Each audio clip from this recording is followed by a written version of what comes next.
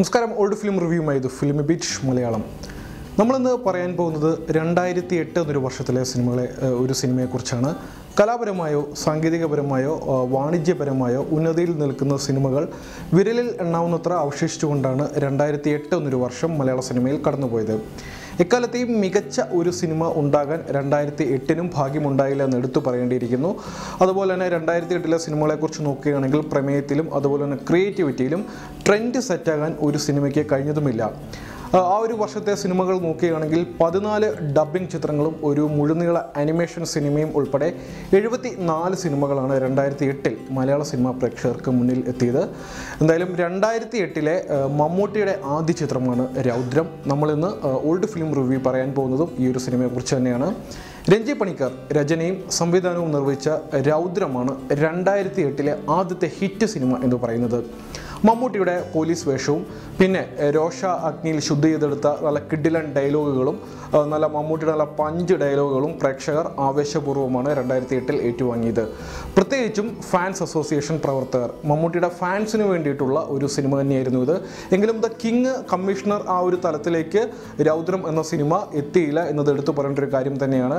കാരണം രഞ്ജി പണിക്കർ എന്നൊരു സംവിധായകൻ തിരക്കഥാകൃത്തിൽ നിന്നും മാറി സംവിധായകനിലേക്ക് വരുമ്പോൾ ആൾക്കാർ അത് തന്നെയാണ് പ്രതീക്ഷിച്ചത്. കാരണം അദ്ദേഹം തന്നെയായിരുന്നു ദ കമ്മീഷണർ, ദ കിങ് എന്ന സിനിമകളുടെയൊക്കെ തിരക്കഥാകൃത്ത്.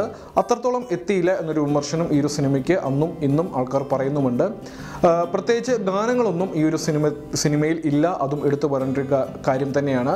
എന്തായാലും പഞ്ച് ഡയലോഗുകളും അതുപോലെ തന്നെ ആക്ഷനുമുള്ള സിനിമയിൽ ഗാനങ്ങൾക്കല്ലെങ്കിലും സാധ്യതയില്ലല്ലോ.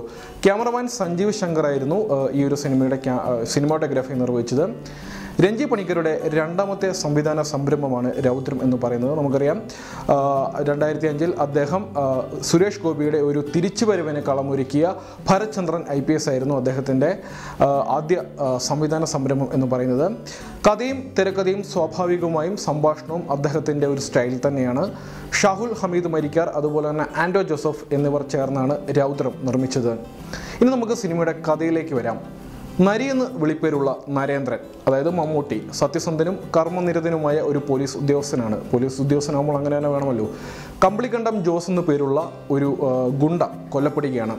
മുഖ്യമന്ത്രി അതായത് ജനാർദ്ദനാണ് ഒരു വേഷം ചെയ്തത്. നേരിട്ട് നരേന്ദ്രന് കേസ് കൈമാറുകയാണ്. വലിയൊരു കഞ്ചാവ് മാഫിയ തന്നെ ജോസിൻ്റെ മരണത്തിന് പിന്നിലുണ്ടെന്ന് കണ്ടെത്തുന്ന നരേന്ദ്രൻ അന്വേഷിച്ചെത്തുന്നവരെല്ലാം ദുരൂഹ സാഹചര്യത്തിൽ കൊല്ലപ്പെടുകയാണ്. ശത്രുക്കളൊക്കെ വലിയ പ്രമുഖരാണ്, ശക്തരായവരാണ്, പണം കൊണ്ടും അധികാരം കൊണ്ടും അവർ വലിയ ആൾക്കാരാണ്. അവർക്കെതിരെയുള്ള നരേന്ദ്രൻ്റെ ഒരു ധീരമായ പോരാട്ടമാണ് ഈ ഒരു സിനിമ എന്ന് പറയുന്നത്. സേതു എന്നൊരു വില്ലൻ ക്യാരക്ടർ അത് സായികുമാറാണ്. അതുപോലെ തന്നെ പുരുഷോത്തമൻ എന്നൊരു ക്യാരക്ടർ അത് വിജയരാഘവൻ തുടങ്ങിയവരാണ് ഈ കൊലപാതകങ്ങൾക്ക് പിന്നിലുള്ള ആൾക്കാർ. പ്രതിബന്ധങ്ങളെ മറികടന്ന് ഇവരെ നിയമത്തിന് മുന്നിൽ എത്തിക്കുക എന്നതാണ് നരിയുടെ ദൗത്യം. മമ്മൂട്ടിയുടെ പോലീസ് ചിത്രത്തിൽ നിന്നും പ്രേക്ഷകർ പ്രതീക്ഷിക്കുന്നതെല്ലാം ഈ ഒരു ചിത്രത്തിലുണ്ട്. അതുതന്നെയാണ് ഇത് മമ്മൂട്ടിയുടെ ആരാധകർക്ക് വേണ്ടിയുള്ള ഒരു സിനിമ തന്നെയായിരുന്നു. എടുത്തു പറയേണ്ടത് സായികുമാറിൻ്റെയും വിജയരാഘവൻ്റെയും വില്ലൻ വേഷം കിടിലം എന്നേ പറയാൻ സാധിക്കത്തുള്ളൂ.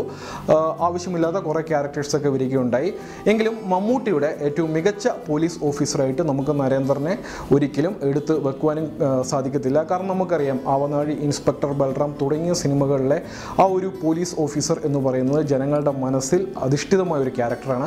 അത്തരം ഒരു ക്യാരക്ടറായിട്ട് നരേന്ദ്രന് മാറാൻ സാധിച്ചതുമില്ല.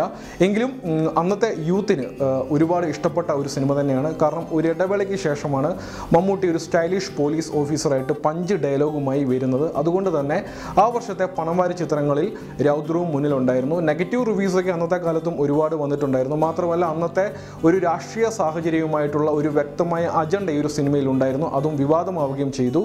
അതിനുശേഷം അന്നത്തെ മുഖ്യമന്ത്രിയായിരുന്ന VS അച്യുതാനന്ദനും അതുപോലെ തന്നെ രഞ്ജി പണിക്കരും തമ്മിലുള്ള കൊമ്പുകോർക്കലും വിവാദങ്ങളുമൊക്കെ ആ ഒരു കാലഘട്ടത്തിൽ ഉണ്ടായ ഒരു കാര്യം തന്നെയാണ്.